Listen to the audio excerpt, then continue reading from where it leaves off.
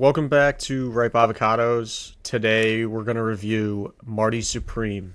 I think this might actually be the first Chalamet movie we've done, right? We haven't done a Dune? Oh no, we have done Dune 2. Dune 2, yeah. Second Chalamet movie. Big things, a lot to talk about, lot to unpack, so let's get into it. Hear what this thing was about.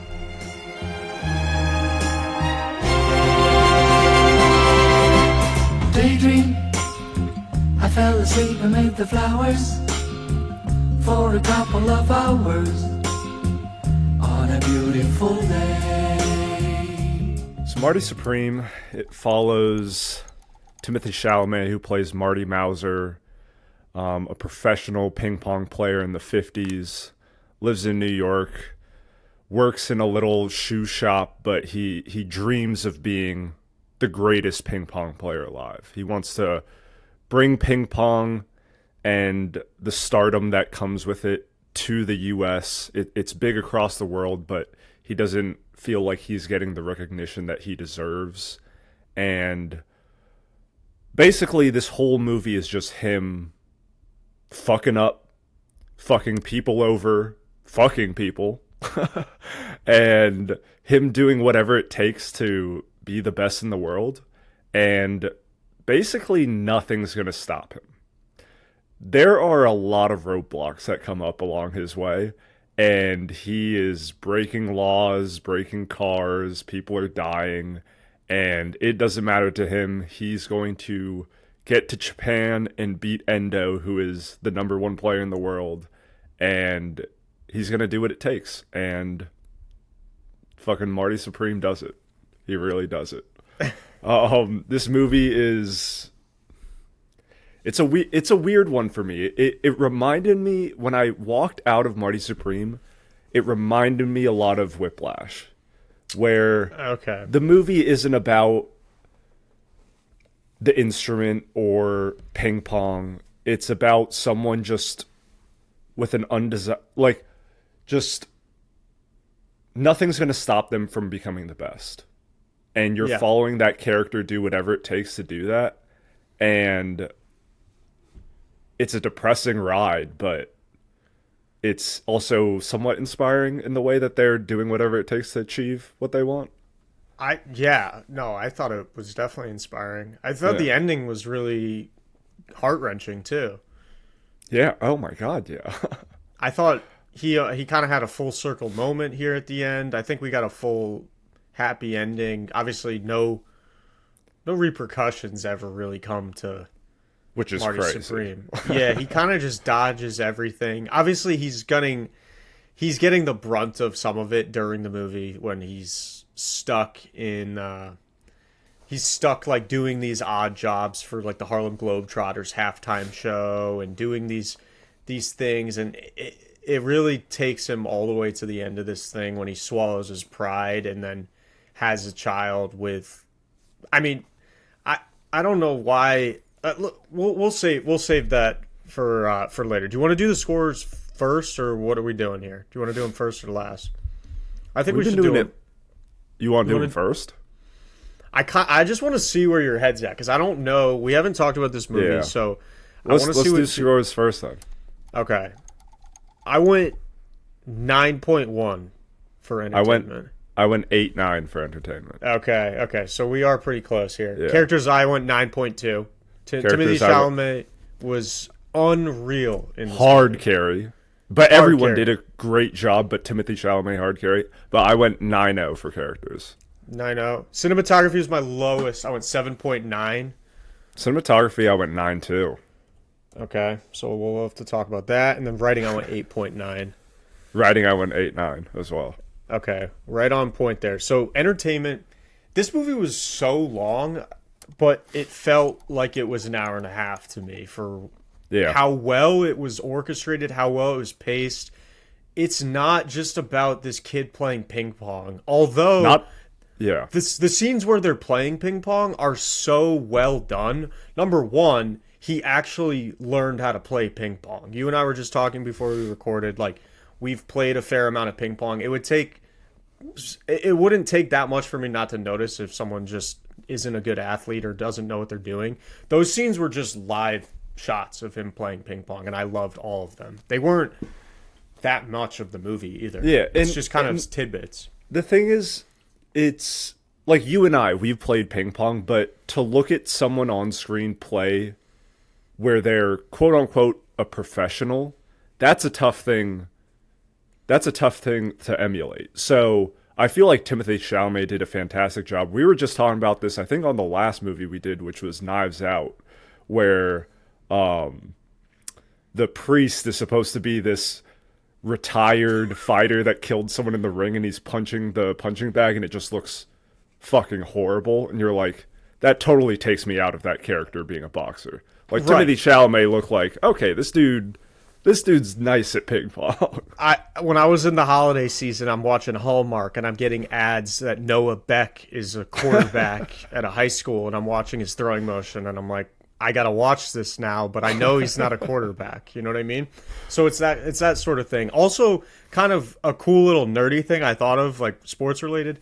This takes place in the 50s, and say what you want about ping pong, but ping pong is not basketball, football, soccer, whatever. It's still like a lesser tiered sport, and athletes obviously evolve over time. So I think the amount of training he said he trained for like 3 years, I think, just practicing he was all the taking time. ping pong tables to sets of different movies he was on and just playing ping pong nonstop. Right. It'd be like if one of, I don't know, like a really good intramural basketball player, or not intramural, I guess, but just like a solid, say like Glenn Powell just started practicing basketball for like 4 or 5 years and then played like Bob Cousy. We'd be like, all right, I mean, maybe, you know what I mean? Because the skill level's way behind, and I think I think we need to get Glenn Powell playing Michael Jordan in the next Michael Jordan doc.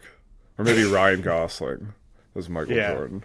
He can play. No, Ryan Gosling can play Rodman or something. We'll figure it out. Yeah.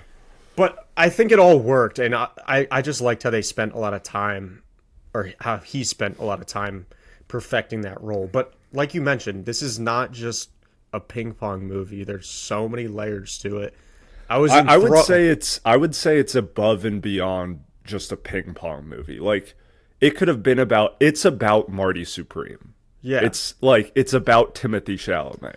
It's not even, finish your thought, sorry. No, I'm just saying, like, he hard carried this movie, and it's just this emotional, dramatic roller coaster, and you're following Timothée Chalamet's character the whole time.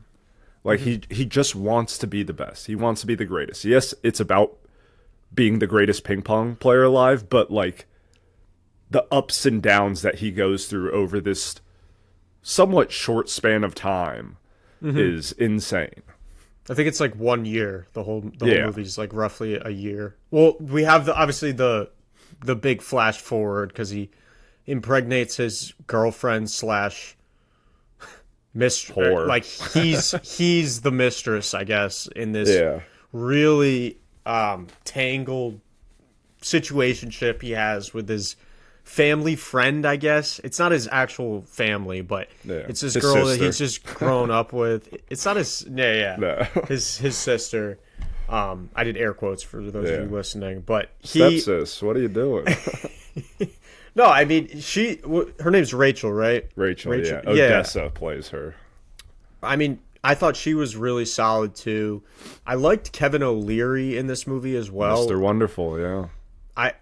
I've never seen him act before, to my knowledge, but I thought he was really good. Gwyneth Paltrow is obviously great. She's an A-lister, so wasn't expecting her to bring this down at all. And I think she had some pretty good chemistry with Chalamet as well. Yeah.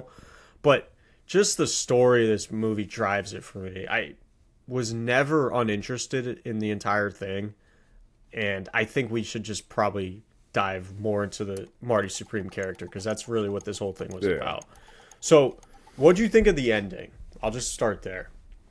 What did you think it meant?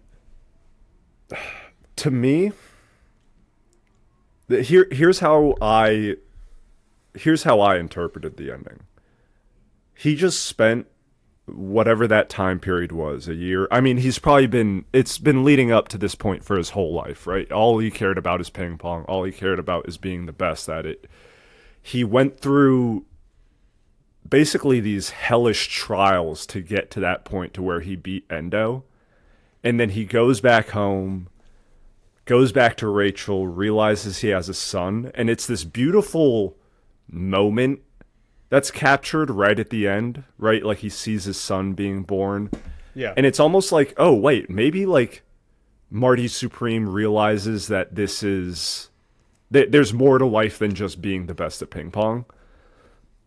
But then after the movie finished, after the credits are rolling and I'm sitting there thinking about it, I think that's never going to be the case for Marty Supreme.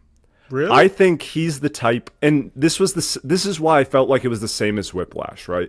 In Whiplash, with Miles Teller's character, nothing else mattered. They introduced a love interest, they introduced his family, none of that mattered. In the end, he wanted to be the best drummer alive. I think Marty Supreme, what we saw throughout this movie, everything he did to get to that point, I think that's who he is truly. And I think this is just a little... I think this is just a little piece of like happiness that is introduced to him, but I don't think he'll ever lose that drive or want to be the best. And his calling is ping pong. So I don't know. I think it was a sweet ending in a sense, but looking past that, I just can't see Marty Supreme ever like losing that drive and being fucking insane when it comes to it.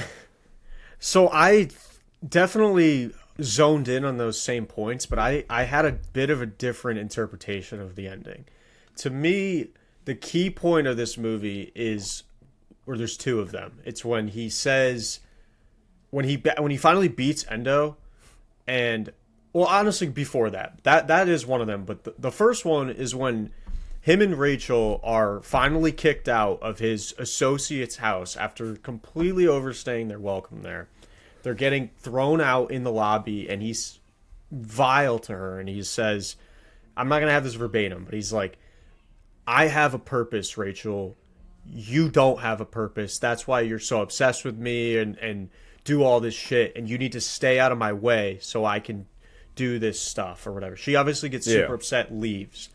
Then once he finally beats Endo, Voids basically rips up his contract to even go there. He was flying like first class. He had this initial amazing offer to even go to Japan. He was going to compete, do all this shit. Once he beats Endo, he looks around, and I think at that point, the direct Safdie was just telling us, like, he realizes that this is all really, he cares like too much about something that doesn't matter that much. I think he realizes it in that moment. He's like, wow, this is awesome. I finally did this, but it doesn't really do anything for me. He accepted that he wasn't getting a flight home. Like Kevin Leary comes up to him. Yeah. He's like, yeah, fuck it, dude. You're not going to change me. I love that. This character is so stubborn, yet he kind of evolves here at the end where he gets to the hospital, sees his baby, and I think what he's thinking is, okay, I told Rachel she didn't have a purpose, but now just the meanest thing to ever tell a person. Terribly mean thing, but he does obviously really care about Rachel. She's in all of this. She's definitely the co-star. I think she's got the most screen time besides him. I really think he does care about her, mainly because she's kind of on his wavelength. She understands how he thinks. Obviously, they have like physical chemistry or whatever. She's also like just as crazy as him, painting on a black eye to pretend that her husband's abusing her when in actuality she just is in love with Marty. Yeah, and he's very stubborn and very regimented. I think his whole nature though comes from like, I just don't want to grow up to be like my family or be like the people that are around me. His escape is ping pong, as many professional athletes do this. They grow up in rough situations. They want to get out. Totally understandable. But I do think the director is telling us, like, when he sees that baby, he realizes that oh, this is actually my purpose. He obviously did not have a father. He's never shown in the whole movie, probably why he's a piece of fucking shit and mistreating people all the time. I think, I'd like to believe that he took a 180 right there when he realized, like, all this shit is going on and I'm just going to hone in all my time and crazed attention to this kid. But I could be wrong. I don't think that's a bad take at all. It's hard for me to think that someone that has devoted their whole life and has this insane drive just flips in that moment. But I don't know. That would be a very nice way to interpret the end of that movie, though. Well, also, what else does he have to play ping pong for?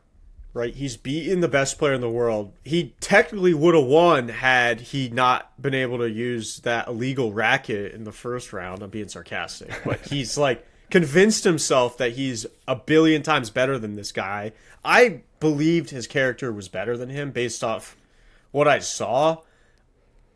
But like, what does it really gain him? He's figured out that, yeah, he's making fun of these odd jobs from playing table tennis early on in the movie. He's like, I'm not going to play for the fucking Globetrotters. And then he's happily doing it because there's no other real alternatives to this. Yeah. Well, happily is not the word I would use. But yeah, he's settling or whatever. Yeah. He has this very good offer to be a store manager of a shoe store. Obviously not like a...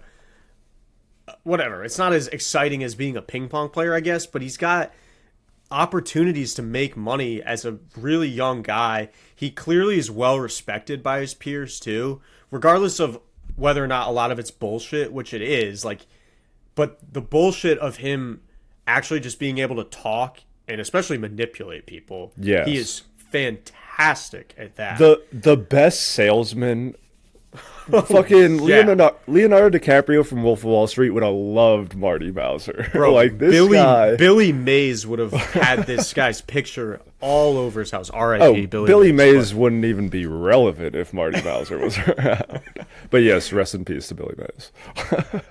But yeah, I just think, dude, his character was so awesome because we've seen Chalamet play like a range of characters. I've never really seen him play.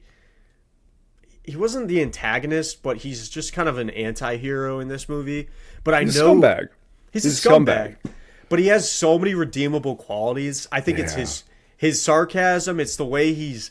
I mean, dude, it was probably the funniest stick-up I've ever seen when he's like, Glenn, like, dude, I am pointing a gun at you. My fingerprints are all over this. This is a legitimate stick-up. Like, you need to give me this money. Yeah. It's just the way he articulates things.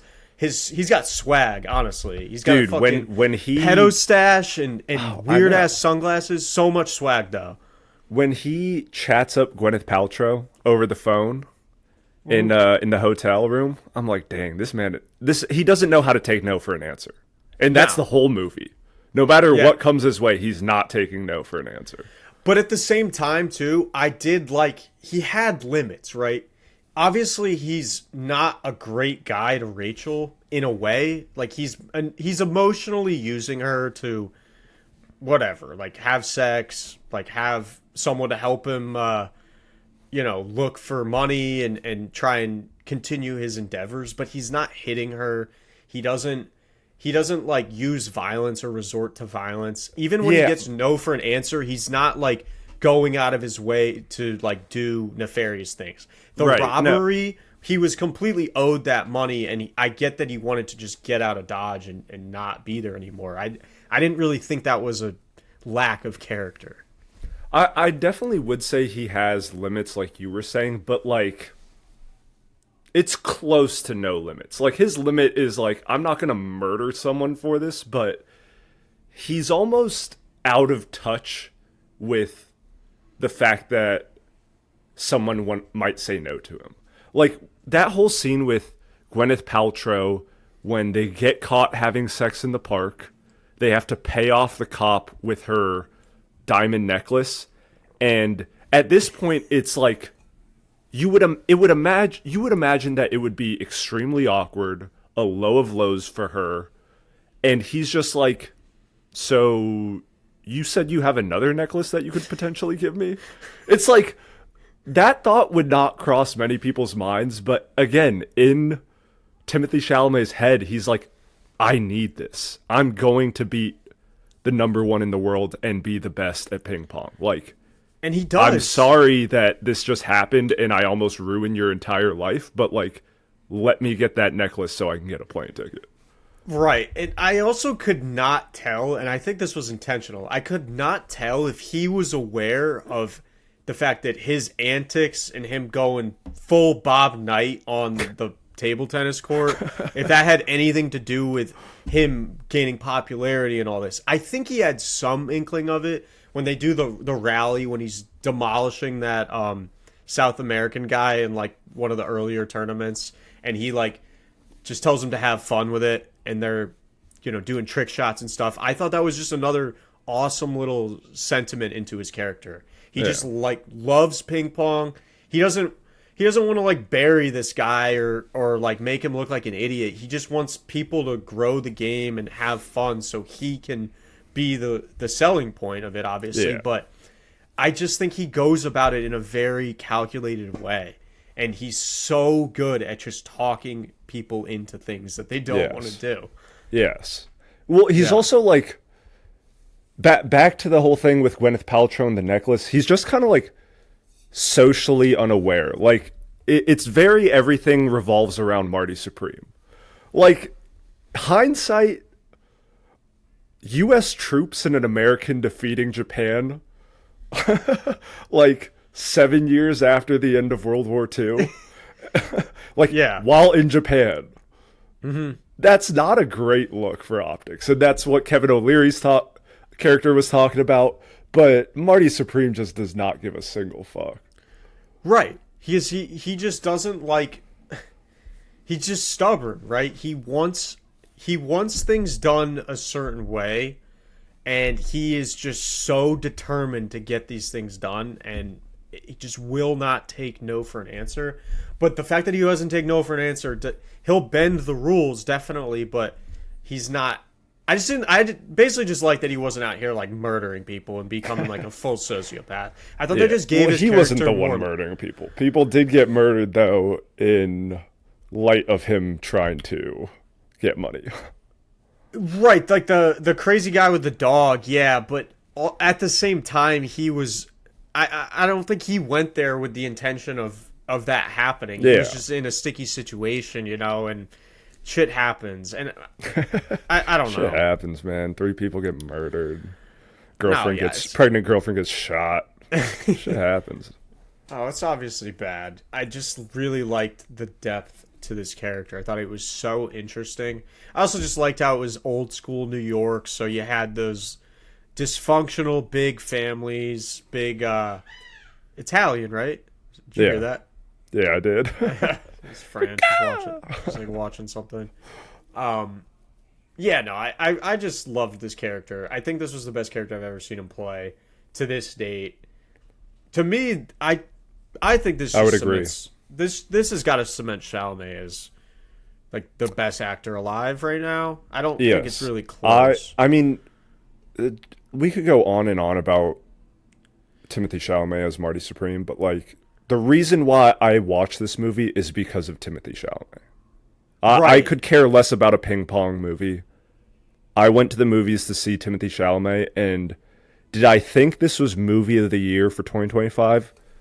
It's in the conversation, but I walked out thinking Timothy Chalamet deserves the Oscar. Yeah.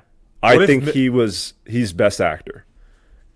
You could put anyone else as his character, and I would not have liked it nearly as much. Yes. It probably would have been I probably wouldn't have gone seen it if it was anyone else.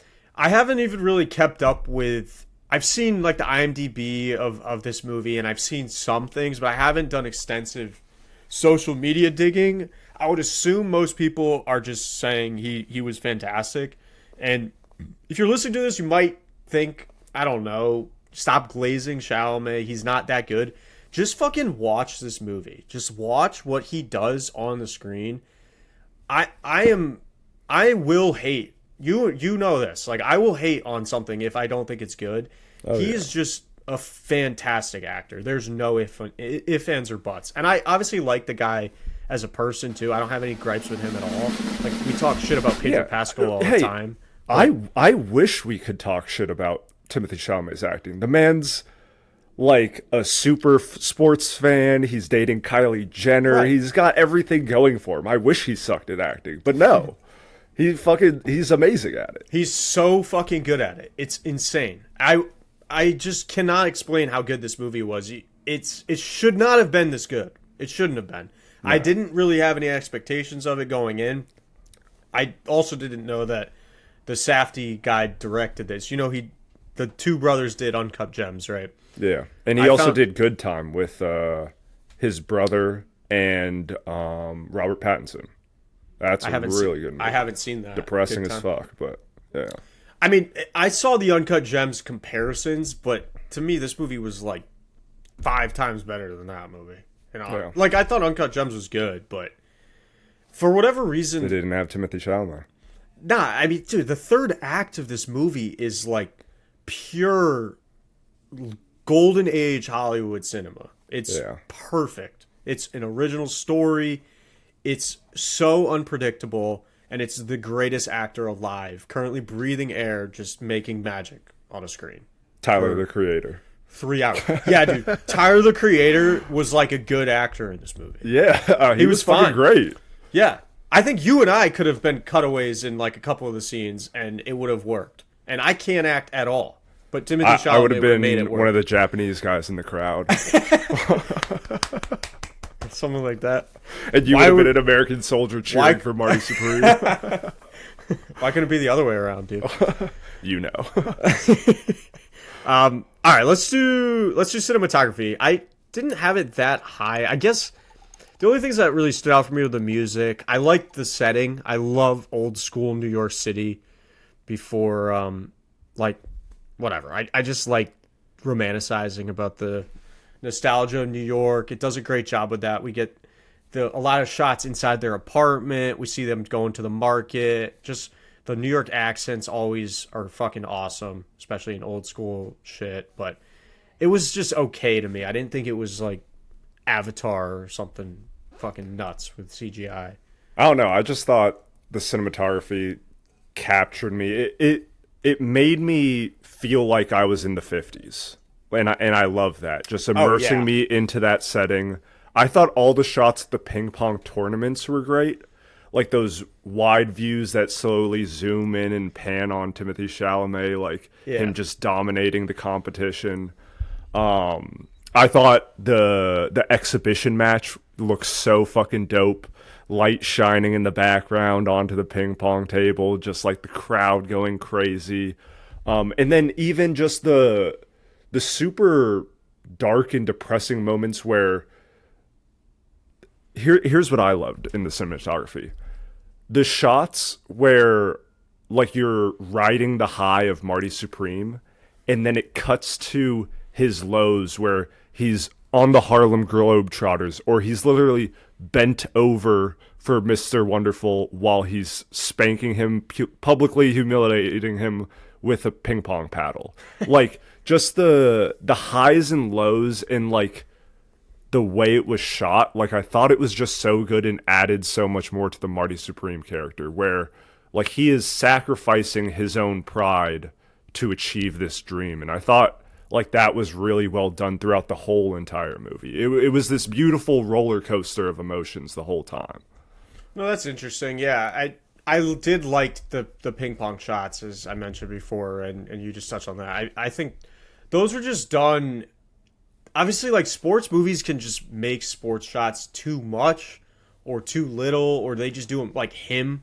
We did that movie that was so bad. They just clearly never watched football before, or whoever directed it had no idea what they were doing. I just think this flowed very well. I loved how well paced it was, and I said that originally, but dude, we had just some of the most ridiculous scenes back to back to back to back. Like when the tub falls through the floor. Oh, so insane. Shit, dude, that was crazy. And so insane. All out of left field. I don't even really it does tie into the writing. I mean, we could probably go into that. Like, Yeah. it happens to fall on that mob boss's arm or whatever. I mean, it was just hilarious because it's like, it was such a throw-in line that I forgot until the tub falls through the scene, but the concierge guy is like, hey, by the way, don't use the bathtub, it's broken, or whatever. He just throws that in real quick as they're going up to the room, and completely went over my head until the tub falls through the fucking floor, and you're like, holy shit, like, what the fuck just happened? You're Marty Supreme in that instance, you know what I mean? Or, dude, I mean, there was so went over many, his head? Yeah, there were so many 0 to 100 moments throughout this entire movie when Rachel runs over the old guy that stole the dog. Oh, yeah. You're like, holy shit, she's a ride or die for Marty Supreme. What do we think happened there? Do you think that guy just found the dog and was like, it's mine now? Because he never explained that. Dude, this is America, man. This is America. Yeah. I mean, he defended that thing with honor. With his life. Yeah.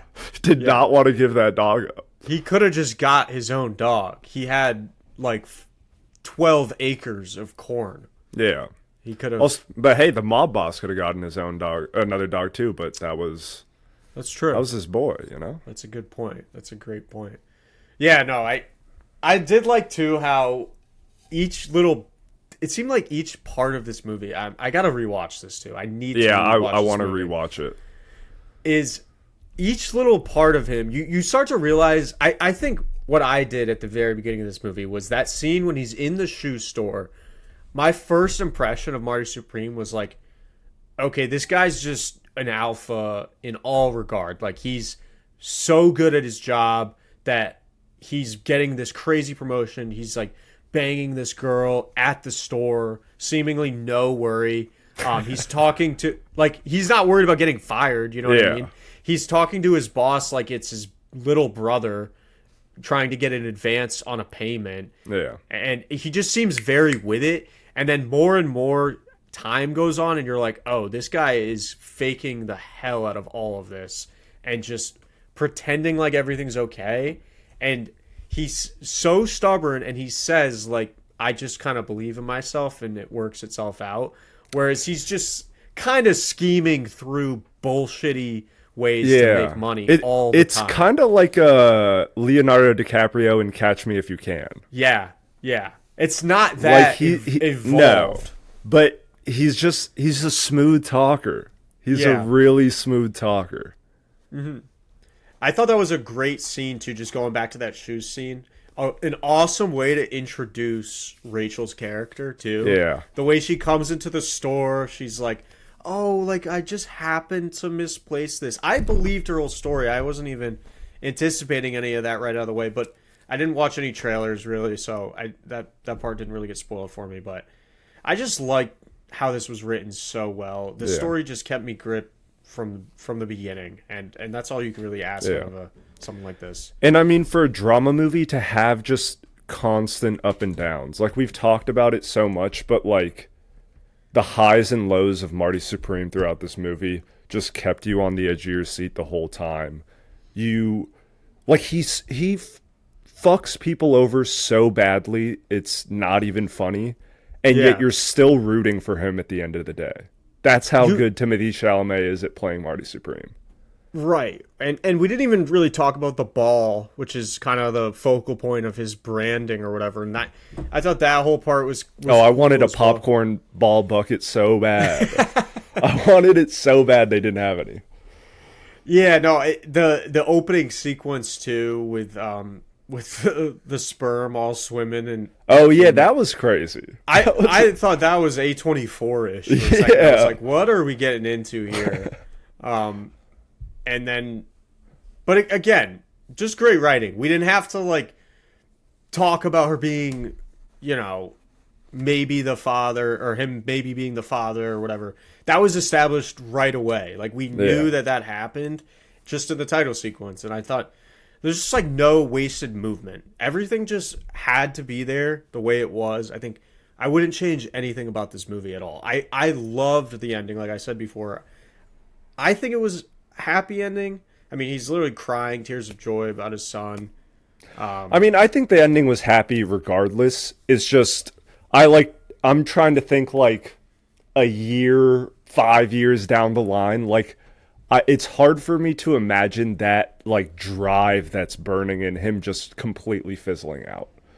Like maybe he takes that drive onto some next business venture that he is going towards, but like I don't know, it's just something about that competitive nature in someone that like it's hard to Why the fuck you think Phillip Rivers wants to play football? I mean, besides like a paycheck and benefits, but no, yeah, there's a drive. I mean, there's nothing wrong with that either. I just think he turned a page. I really think when he beats Coda, Endo. what's his Endo? Coda. Where that came from. Brother Bear. When he defeats Brother Bear, he I just think that part symbolized that. Like he celebrates like he won the World Cup or whatever, because he did, or he beat the best he celebrates player. like he won World War II by himself. I know, and then but then he gathers himself, and he has plenty of awareness in that scene. Like he knows that it's not really, it doesn't really mean shit. He has tons of I loved how he respected Endo for actually taking the match. I just think, dude, he has his code. Like, I just love characters that are a little edgy, but they always act a certain way. That's why I like Omar from The Wire. I know you haven't seen The Wire, but he's like, it's a similar idea where you have these anti-heroes who are just rough around the edges, but at the end of the day, all he really cares about is being nasty at ping pong and being the man. And he was the man in that instance, and then he was like, all right, this is fine. I'm not going to make any money from this, and I have a fucking kid on the way at home. Let me go sweet talk these American soldiers that love me now. That was probably... They didn't even have to show that, because we all know what happens. He just perused his way in there and got what he wanted, because he's the man. Yeah. Timothy Chalamet is the man. All right, let's call it there. That was a good episode. Do we need to do final score of Marty Supreme? No, I did it. It's an 8.9. So go check out Marty Supreme for sure. Go check out Ripe Avocados. We'll be back next Tuesday with another one. Happy New Year, and we'll see you next week. Peace out. Deuces.